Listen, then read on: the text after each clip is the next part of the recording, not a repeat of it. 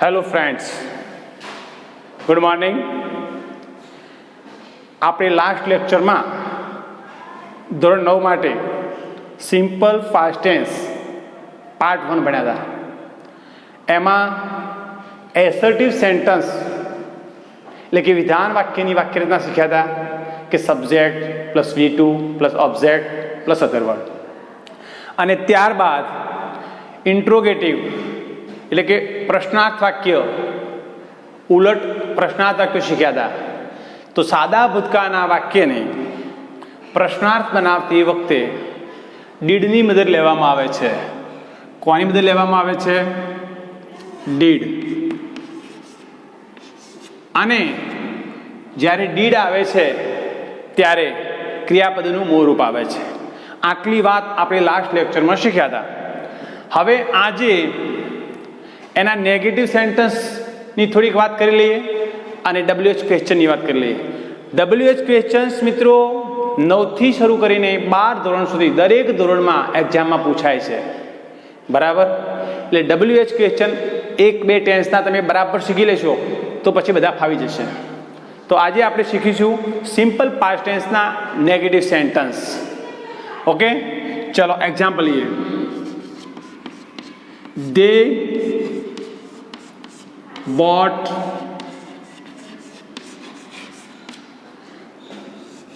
new books last year.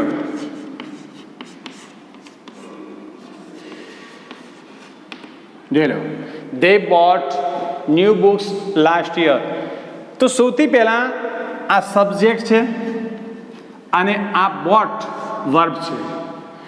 Verb એ બાયનું ભૂતકાળ છે boat. આ ક્રિયાપદ ઓળખશો. તમને જે અનિયમિત ક્રિયાપદો આપણે મોકલ્યા છે એ અનિયમિત ક્રિયાપદો તમે તૈયાર કરશો તો જ તમે કાં ઓળખી શકશો. તો અહીંયા ક્રિયાપદ જોશો એટલે તમને ખબર પડી જશે કે અહીંયા ક્રિયાપદ ભૂતકાળનું રૂપ છે. તો આ સાદા ભૂતકાળનું વાક્ય છે. હવે આને નકાર બનાવવું હોય તો શું કરવું? તો આની જેમ જ જેમ પ્રશ્નાર્થમાં આપણે લાસ્ટ લેક્ચરમાં ડીડનો ઉપયોગ કરતા હતા એમ નકારમાં પણ કોની મદદ લેવાની? ડીડની મદદ લેવામાં આવશે. કોની મદદ લેવામાં આવશે? ડીડની મદદ લેવી. ડીડની મદદ લેવી અને મૂળરૂપ મૂકવું. આ ખાસ યાદ રાખવાનું. શું લેવાનું? ડીડની મદદ લેવાની અને મૂળરૂપ મૂકવાનું. દે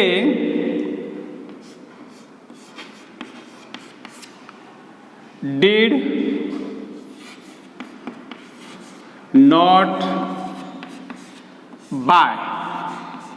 જોઈ લો, સબ્જેક્ટ પછી did not મૂકવાનું અને did not આવશે એટલે V1 થઈ જશે મૂળરૂપ. did ની બદલ લો ત્યારે શું મૂકી દેવાનું? મૂળરૂપ. ઘણા વિદ્યાર્થી આ ભૂલ કરતા હોય છે. તો they did not buy new books. They did not buy new books last year. Okay, તો આ રીતે નેગેટિવ સેન્ટેન્સ બનાવવાનું આવે ત્યારે કરતા પછી ડીડ મૂકવાનું, નોટ મૂકવાનું અને ક્રિયાપદનું મૂળરૂપ મૂકવાનું. ઓકે, પ્રશ્નાર્થમાં પણ ડીડ આવે છે તો પ્રશ્નાર્થની અંદર પણ આપણે શું ધ્યાન રાખવાનું? ડીડ આવે એટલે ક્રિયાપદનું મૂળરૂપ આવે. ડીડ આવે એટલે ભૂતકાળ ભાગે. આ વાતને બરાબર યાદ રાખવાની. ચલો હવે ઝડપથી આપણે આગળ વધીશું. તો હવે આપણે શીખીશું WH ક્વેશ્ચન્સ. શું શીખીશું? WH questions. વિદ્યાર્થી મિત્રો, અગાઉ સિમ્પલ પ્રેઝન્ટેશનમાં પણ આપણે WH ક્વેશ્ચન શીખ્યા હતા. અને સિમ્પલ પ્રેઝન્ટેશનમાં જ્યારે શીખ્યા હતા ત્યારે 3 ગ્રુપ પાડ્યા હતા. એ ગ્રુપ કે હુ, બી ગ્રુપ તો બી ગ્રુપની અંદર what, when, where, whom, how, why, બરાબર. અને C group how much, how many ને which. How much, how many અને વિચ, આ 3 સી ગ્રુપમાં હતા. તો હવે એ જ પ્રમાણે અહીંયા ફરી રિવિઝન કરીશું. પણ સાદા વર્તમાન કાળના વાક્યો જ્યારે આપણે શીખ્યા હતા ત્યારે સાદા વર્તમાન કાળમાં સહાયકારક ક્રિયાપદ તરીકે આપણે ડુ અથવા ડઝની મદદ લેતા હતા. હવે આ ટેન્સની અંદર આપણે ડીડની મદદ લેવી પડશે. કોની મદદ લેવી પડશે? ડીડની. તો સૌથી પહેલાં એ ગ્રુપ લઈએ. ચલો એ ગ્રુપમાં કોણ હતું? અગાઉ હતું એવું સેમ છે. હા ચલો એ ગ્રુપમાં હુ, ખાલી ફક્ત હુ. ચલો હુ એટલે કોણ? હુમાં શું નીકળી જશે? કર્તા નીકળી જાય. મિત્રો સિમ્પલ પ્રેઝન્ટ ટેન્સમાં શીખ્યા હતા WH ક્વેશ્ચન, એના ફરી અહીંયા રિપીટ કરી રહ્યો છું પાસ્ટ ટેન્સમાં પણ, એટલે તમને બરાબર આવડી જાય. હવે પછી WH ક્વેશ્ચન અલગ અલગ નહીં શીખવાડવામાં આવે, એટલે બરાબર ધ્યાનથી આ પણ જોઈ લેવાના. તો કર્તા નીકળી જાય. આમાં એ ગ્રુપ કેમ નામ આપ્યું? કે આમાં કોઈની મદદની જરૂર પડતી નથી. ઓકે ચાલો એક્ઝામ્પલ લઈએ કે ભાઈ મહેશ વોચડ, બરાબર, સબ્જેક્ટ આવી ગયો, વર્બ આવી ગયો, serial. Mahesh watched serial, Mahesh watched film, કોઈ પણ લખી શકાય ઓબ્જેક્ટ તરીકે. હવે હુની અંદર શું નીકળે? કર્તા. તો કર્તા કોણ છે? મહેશ. તો મહેશ નીકળી જશે અને મહેશના સ્થાને શું આવશે? હુ વોચડ સિરિયલ. હુ વોચડ સિરિયલ. સિરિયલ કોને જોઈ? મહેશે. તો ફક્ત સબ્જેક્ટ નીકળી જાય છે, કોઈની મદદની જરૂર પડતી નથી. માટે આને આપણે કયા ગ્રુપમાં સમાવેશ કર્યો? એ ગ્રુપમાં. ઓકે તો નેગેટિવ સેન્ટેન્સમાં ફરી યાદ કરી લો, ડીડ નોટ મોરું કરી દેવાનું. પછી WH ક્વેશ્ચન આવ્યા, તો WH ક્વેશ્ચનમાં હુની વાત કરીએ તો હુમાં કર્તા નીકળે છે અને ક્રિયાપદનું ભૂતકાળનું રૂપ જ છે, મૂળ રૂપ થતું નથી. માટે આને એ ગ્રુપમાં અલગ પાડ્યું. હવે બી ગ્રુપના વાક્યો શીખીશું.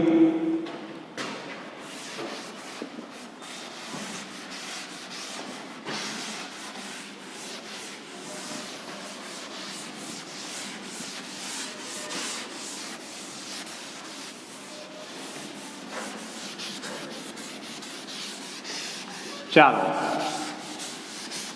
B group.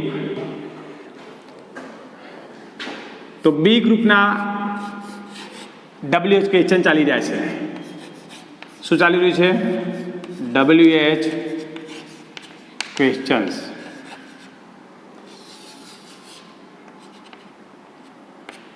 WH ક્વેશ્ચન્સની અંદર બી ગ્રુપ. ચલો બી ગ્રુપમાં સૌથી પહેલાં વોટ. શું લઈશું? વોટ. ચલો વોટ એટલે શું? કર્મ નીકળી જાય. કર્મ નીકળી જાય. મિત્રો અગાઉ શીખેલા છીએ એટલે થોડી ઝડપ રાખીશું અને તમે પણ થોડું ધ્યાન આપજો. શું નીકળી જશે? કર્મ. ચલો એક્ઝામ્પલ લઈએ. બરાબર, કાર્પેન્ટર મેડ અ ચેર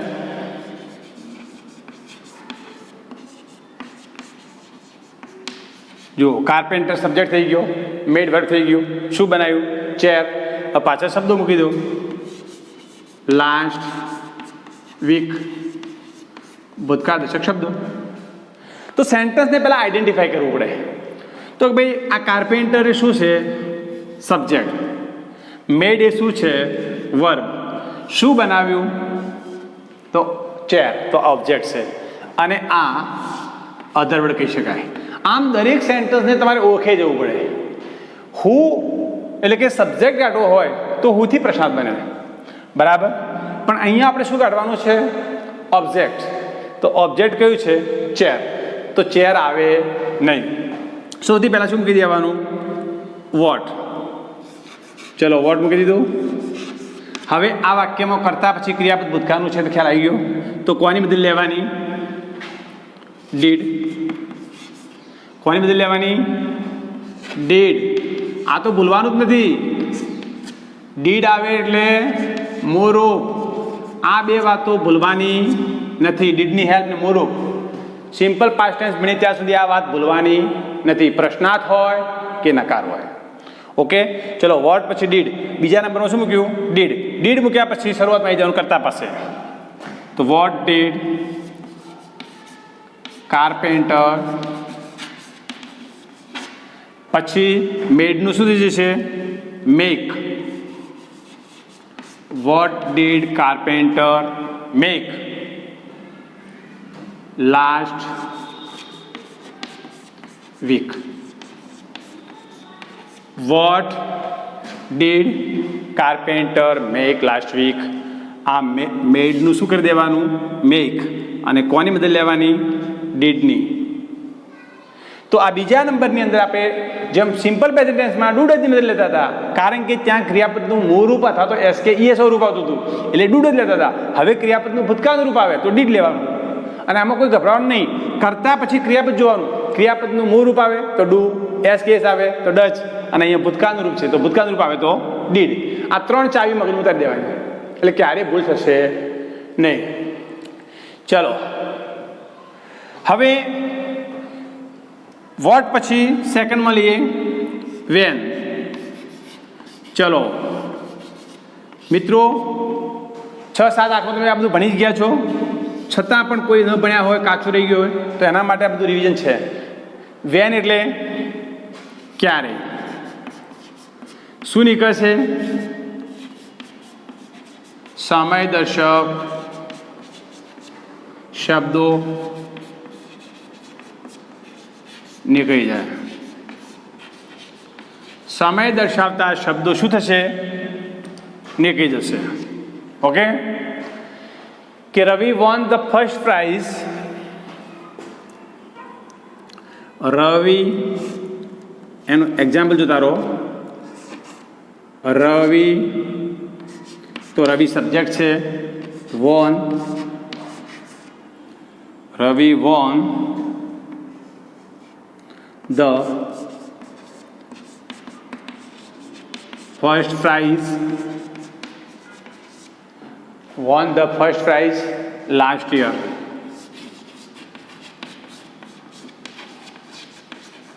બરાબર જુઓ. તો ફરી એકવાર આપણે સેન્ટેન્સને આઈડેન્ટિફાઈ કરી લઈએ. તો આ સબ્જેક્ટ, વોન એટલે વર્બ. શું જીત્યો? The first price. શું જીત્યા? તો ફર્સ્ટ પ્રાઇઝ ઓબ્જેક્ટ કહેવાય. ક્યારે જીત્યા? તો લાસ્ટ યર. આ ટાઈમ બતાવે છે, સમય બતાવે છે. શું બતાવે છે? સમય બતાવે છે. તો આ શબ્દો નીકળી જશે. ક્લિયર? ચાલો, સૌથી પહેલાં કોને સ્થાન આપી દેવાનું? વેન. ચલો, વેન પછી બીજા નંબરમાં ભૂતકાળનું વાક્ય છે તો કોની મદદ લેવાની? ડીડ. ડીડની મદદ બીજા નંબર પર લેવાઈ રહી છે, માટે આ બધા વાક્યો બી ગ્રુપના છે. ભૂલ ના પડે એટલા માટે. વેન ડીડ, ડીડ મૂક્યા પછી ક્યાં આવી જવાનું? શરૂઆતમાં. રવિ વોનનું શું થઈ જશે? Win the first price.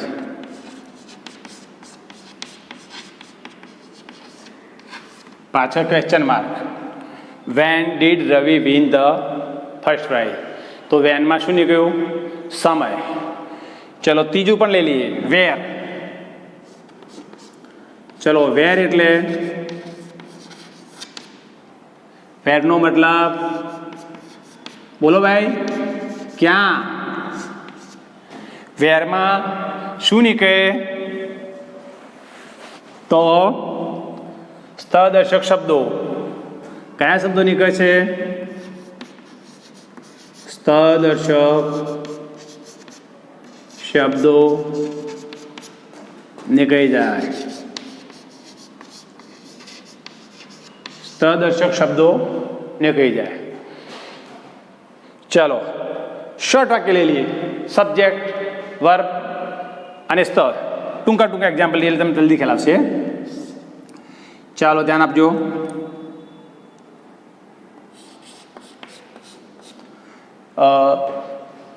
કોઈ પણ કરતા મૂકો. Children, day, children went to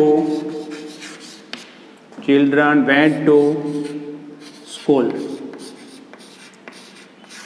Children went to school. હવે સબ્જેક્ટ છે, વર્બ છે અને ટુ સ્કૂલ એ શું છે? ઓબ્જેક્ટ છે. બરાબર. તો ટુ સ્કૂલ એ શું થશે? નીકળી જશે. સૌથી પહેલાં કોને સ્થાન આપવાનું? તો વેર. વેર. સેકન્ડ સ્ટેન્ડમાં ડીડ. Where did. પછી શું મૂકી દેવાનો? Subject. Where did children. Where did children go. Where did children go. બાળકો ક્યાં ગયા? તો વોટ, વેન અને વેર આ ત્રણે બી ગ્રુપમાં છે. સેકન્ડ સ્થાન પર ડીડ આવે છે. વોટમાં ઓબ્જેક્ટ નીકળે છે. વેનમાં સમય નીકળે છે. વેરમાં સ્થળ નીકળે છે. દરેક કાળના વાક્યમાં નીકળનાર શબ્દો તો એક જ હોય. વેન એટલે સમય જ નીકળે, એમાં બીજું કશું નીકળે નહીં. પણ જે આ ડીડ છે, ડુ છે, ડચ છે, અથવા તો એનું ટુ બી વપરાયેલું હોય, શેલ વિલ, એવું એમાં ચેન્જિંગ થાય. તો કયા શબ્દો નીકળે છે એ તો તૈયાર થઈ ગયેલા જ હોવા જોઈએ દરેકના, કારણ કે અગાઉ લાસ્ટ લેક્ચરમાં પણ આપણે શીખ્યા હતા. તો ચલો, વોટ, વેન, વેર, હજી બી ગ્રુપ ચાલુ છે. ચલો થોડાક વાક્યો ફરી લઈએ બીજા આગળ.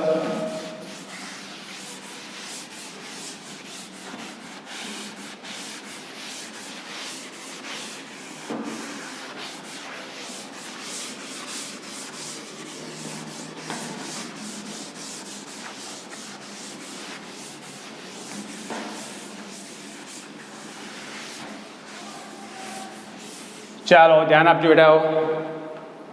હવે બી ગ્રુપની અંદર વોટ, વેન, વેર થઈ ગયું. ચાલો હવે લઈશું હોમ. ચાલો, હોમ. હોમ એટલે કોનો, કોની, કોનું, કોના વડે પ્રશ્ન પૂછતા જે જવાબ મળે તે નીકળી જાય.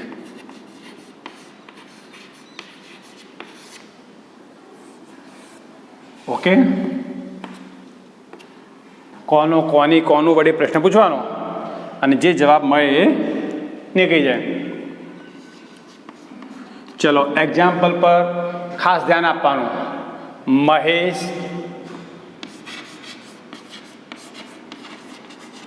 met his brother yesterday.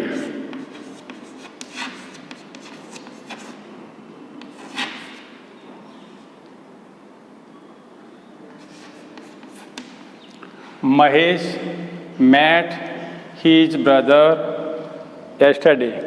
Mahesh ગઈકાલે તેના ભાઈને મળ્યો. મહેશ ગઈકાલે કોને, કોને? તો તેના ભાઈને. તો આ વસ્તુની કહી જશે. કોને? તો તેના ભાઈને. તો whom did. whom પછી સેકન્ડમાં શું મૂકવું પડશે? did. whom did Mahesh meet.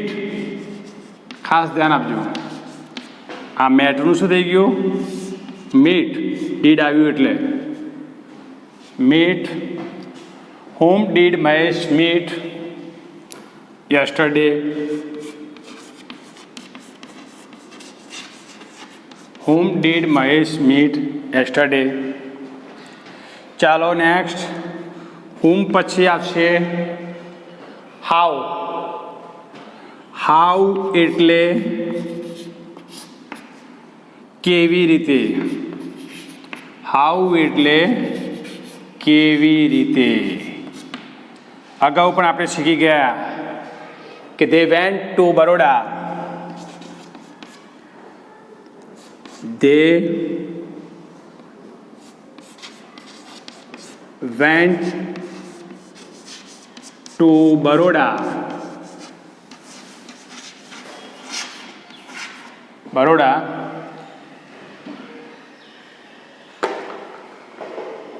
by train. they went to Baroda by train. તો તેઓ ક્યાં ગયા? બરોડા. કેવી રીતે? By train. તો આ બાય ટ્રેન નીકળી જાય. તો સૌથી પહેલાં શું મૂકીશું? હાઉ. How did. હાઉ પછી શું મૂકવાનું? ડીડ. પછી કોને ઉઠાવી લેવાનો? Subject they. How did they. વેન્ટનું શું કરી દેવું પડશે? Go to Baroda. How did they went to Baroda. જુઓ ડીડ આવ્યું, વેન્ટનું શું થઈ ગયું? ગો.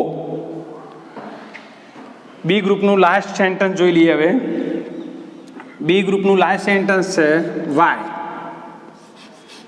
વાય નો મતલબ થાય શા માટે. એટલે આ વાક્યમાંથી કારણ દર્શક શબ્દો નીકળી જાય. કયા શબ્દો નીકળી જાય મિત્રો? કારણ દર્શક શબ્દો નીકળી જાય. Mahesh went to home. Mahesh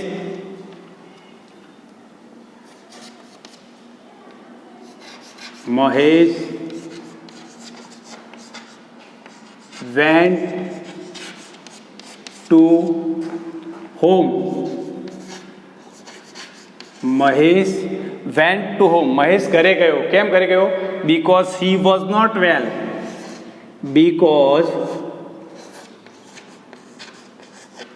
because he was not well. because he was not well. તો મહેશ ઘરે he was not well. આ શું બતાવે છે? કારણ. મહેશને ઘરે જવાનું કારણ. બરાબર. તો આ શબ્દો શું થશે? નીકળી જશે. તો why did Mahesh go to home. why did Mahesh go to home?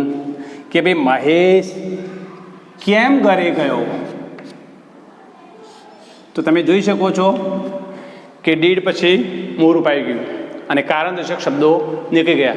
તો આમ આ જે બી ગ્રુપ આપણે ભણ્યા છીએ એની અંદર બીજા નંબરમાં ડીડ આવે છે અને બીજા નંબર પર ડીડ આવતું હોવાથી આને બી ગ્રુપ કહેવામાં આવે છે.